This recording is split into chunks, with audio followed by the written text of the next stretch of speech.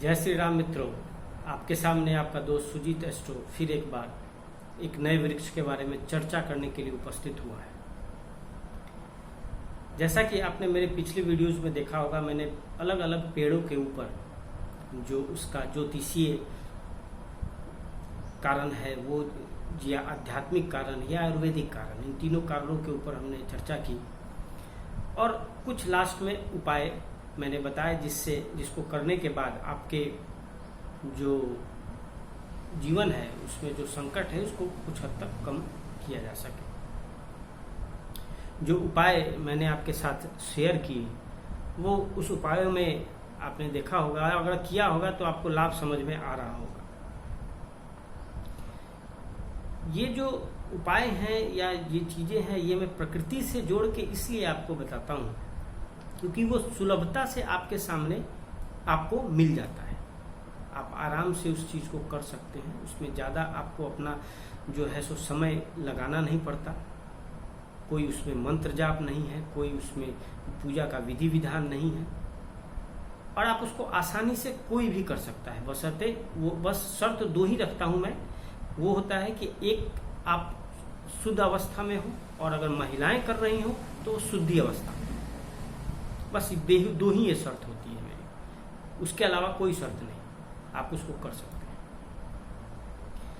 तो दोस्तों, आज हम जिस वृक्ष के बारे में आपके साथ चर्चा करेंगे उस वृक्ष का नाम है इमली का पेड़। इमली का पेड़ आपके लिए अपरिचित नहीं है। इमली का पेड़ आपको गांव में अक्सर देखने को मिल जाएगा। इमली का पेड़ के पास आप देखेंगे इमली के फल को भी आप लेने के लिए उसके पास जाते हैं। उसको आप कह सकते हैं प्रकृति के द्वारा दी गई एक खट्टी मीठी टॉफी जो प्रकृति ने आपको फ्री ऑफ कॉस्ट दिया है। ठीक है, उसके लिए आपको उसको पैसे नहीं देने होते, फ्री ऑफ कॉस्ट आपको मिलता है। आप उसको खट्टी मीठी उसके स्वाद को चखते हैं और आनंदित हो जाते हैं। हाँ दोस्तों, लेकिन ज़्यादा मात्रा में इसे ना खाएं, खराबी भी करता है। बड़े बुजुर्ग आपके गांव में जो होंगे वो कहते भी होंगे कि इमली के पेड़ के पास मत जाओ, वहाँ भूत रहता है। डराते होंगे आपको। क्यों? क्योंकि आप बच्चे हैं, आप जाएंगे, खाएंगे, अगर ज़्यादा इमली खा ली तो फिर खराबी करेगी। एक ये कारण है। दूसरा, एक इसका वैज्ञानिक आधार भी है।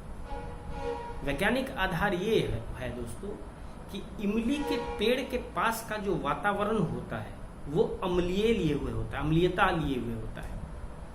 जब आप उसके पास जाएंगे तो वो आपके सांसों के द्वारा वो आपके शरीर में प्रवेश करेगा और प्रवेश करने के कारण उससे आपको बीमारियां हो जाएंगी। इसी कारण से आप बड़े बुजुर्ग आपको मना करते हैं और किसी एक तथ्य को रख के डराते हैं कि जिससे बच्चे वहां ना जाएं और बीमार न पड़े। होता उसमें भी आपका कल्याण ही है, उसमें भी आपका कल्याण के लिए वो बातें करते हैं। आयुर्वेद क्या कहता है दोस्तों? आयुर्वेद कहता है कि कच्ची इमली वात नाशक होता है, कफ पीत के रोगों को खत्म कर देता है। इसके पत्ते शरीर को शीतलता प्रदान करती हैं, पेट के कीड़े को नष्ट कर देती हैं। ये आयुर्वेद कहता है। अब ज्योतिष क्या कहता है? ज्योतिष कहता है कि इमली का पेड़ का कनेक्शन केतु से है। ज्योतिष अपने हिसाब से सोचता है तो वो उसको केतु से कनेक्ट कर देता है, ये केतु से कनेक्टेड है। अब इमली का जो पेड़ है इसके इतने सारे आपने फायदे देखे हैं, बताए मैंने आपको कि ये चीजें आयुर्वेद के अनुसार ये है, ज्योतिष के अनुसार ये है। इमली का पेड़ से जुड़े हुए कुछ उपाय अब आपके सामने डिस्कस करने जा रहा हूं, उसको आप ध्यान से सुने, लिखना चाहे तो लिख लें। इस डिस्कशन को करने से पहले आप लोगों से एक मेरा निवेदन होगा कि आप मेरे YouTube चैनल को लाइक और सब्सक्राइब जरूर करें। आप अपने दोस्तों के साथ शेयर करें इसको, जिससे आपका जो लाइक और कमेंट हमें प्रोत्साहित करता है चीज़ों को बेहतर करने के लिए। हम उससे अपनी कमियों को, आपका कमेंट में अगर आता है हाँ इसमें ये कमियां हैं, तो हम उसको अगले वीडियो में इम्प्रूव करने की कोशिश करते हैं कि हम उसको इम्प्रूव करें, ताकि आपको और अच्छे ढंग से चीज़ों को लेके सामने आ सके। अब दोस्तों एक निवेदन तो ये है, दूसरा निवेदन आपसे ये है कि अगर आपको जनपत्री बनवानी हो या मिलवानी हो या दिखवानी हो, तो आप मुझसे पर्सनली या फ़ोन पे संपर्क कर सकते हैं। मेरा नंबर आपको डिस्क्रिप्शन में लिखा हुआ है, आप उससे लेके मुझसे मिल सकते हैं। मैंने अपने पुराने वीडियोस के कुछ लिंक भी आपको दे दिए हैं, ताकि आप अगर और वृक्षों के बारे में जानना चाहें तो आप उस पे लिंक पे क्लिक करके आप उसको देख सकते हैं, जान सकते हैं। दोस्तों आज हम जिस उपाय के बारे में चर्चा करेंगे आपके साथ, वो ज़्यादातर बेस्ड होगा पढ़ाई पे, बच्चों की पढ़ाई लिखाई पे। जो बच्चे का पढ़ने में मन नहीं लगता, इधर उधर दिमाग भागता है, पढ़ने के लिए कहिए तो इधर घूमने टहलने निकल जाएंगे, कभी इधर टहलने निकल गए, दिमाग स्थिर नहीं है, पढ़ाई में मन नहीं लग रहा, उनके लिए स्पेशली है ये प्रोग्राम। ये सारा जो उपाय है स्पेशली उन्हीं लोगों के लिए है। ये आप क्या करें, इमली का कुछ पत्ता, ताजे पत्ते तोड़ के इमली के पेड़ से ताजा पत्ता लेके आए, गुरुवार के दिन लेके आइए और बच्चे के किताब में रख दीजिए। आपको इससे अच्छा रिजल्ट देखने को मिलेगा।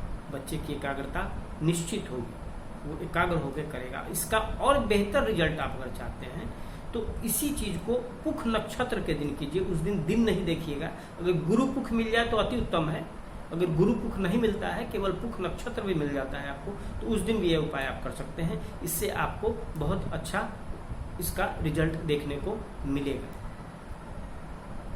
दूसरा उपाय, उच्च शिक्षा। बहुत बच्चों का जो होता है कि हम बहुत आगे तक पढ़ें, उच्च शिक्षा हासिल करें, विदेश की शिक्षा हासिल करें, विदेश में जाके पढ़ाई लिखाई करें, बहुत पीएचडी करें, लेकिन कुछ उनके अवरोध आता जाता रहता है, जिसके कारण वो आगे उसको कर नहीं पाते या वो उसमें आगे बढ़ नहीं पाते। कोई ना कोई अवरोध आ जाता है, वो नहीं कर पाते। उसके लिए आप क्या करें कि किसी दिन शनिवार के दिन दोपहर के समय श्री रामचंद्र जी के मंदिर में जाके इमली का पेड़ लगाइएगा, इमली का पेड़ लगा के आइएगा। लगाने के बाद 11 शनिवार के दिन शाम में वहां दीपक जलाइए जाके। आपके पास जो आपका जो अवरोध था वो देखिएगा धीरे धीरे खत्म होने लगेगा, और आप अपने जो आपका लक्ष्य है, जो आपकी उच्च शिक्षा पाने की अभिलाषा है, वो पूर्णता की ओर बढ़ती चली जाएगी। दूसरा एक और उपाय आपको बताते हैं।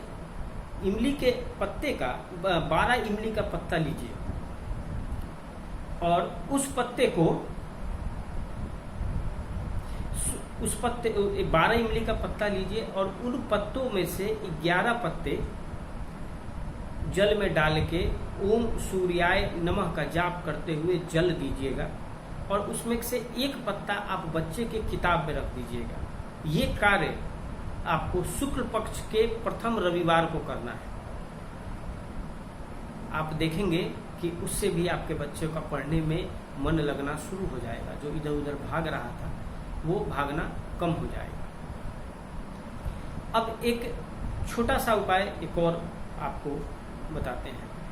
किसी को आप सुनते होइएगा कि नजर लग गया, खाना खा रहा था, कुछ कर खाने के समय खासकर खाना खा रहे थे, किसी ने टोक दिया, नजर लग गया। अब बच्चे उसका खाने से रुचि हट गया। आप परेशान हैं कि भैया क्या कारण है, डॉक्टर को दिखा रहे हैं, कुछ कारण पता नहीं चल रहा, लेकिन खाने की इच्छा खत्म हो गई, भूख ही नहीं लग रहा। उस समय आप क्या करें कि इमली के 3 टहनियाँ लेके आए, छोटी छोटी डाली, 3 डाली लेके आए, और उसको जलाकर उस आदमी के सर पर 7 बार घुमाएं। घुमाने के बाद उसको एक कटोरी में पानी लेके उसमें बुझा दीजिए और जो पानी होगा वो पानी उस आदमी को पिला दीजिए। देखिएगा कि वो सारा जो है उसका जो दिनचर्या है या खाने की जो स्थिति है वो पहले जैसी हो गई और वो रुचि हो जाएगी खाने में और अच्छे ढंग से खाएगा। उसके अलावा भी अगर किसी प्रकार का नज़र उसको लगा होगा, चाहे वो उसमें कार्य क्षेत्र हो चाहे किसी भी ढंग का, तो वो खत्म हो जाएगा और आपका जो है सो स्थिति पहले जैसे पूर्ववत हो जाएगी। तो दोस्तों ये थे कुछ छोटे छोटे उपाय, छोटी छोटी चीज़ें जिसको बहुत कम समय में आप कर सकते हैं। इसमें बहुत ज़्यादा प्रकार की आपको मतलब विधि विधान नहीं है। कुछ चीज़ें हैं, दिन को लेके चलना है या किसी में आपको नक्षत्र को लेके चलना है।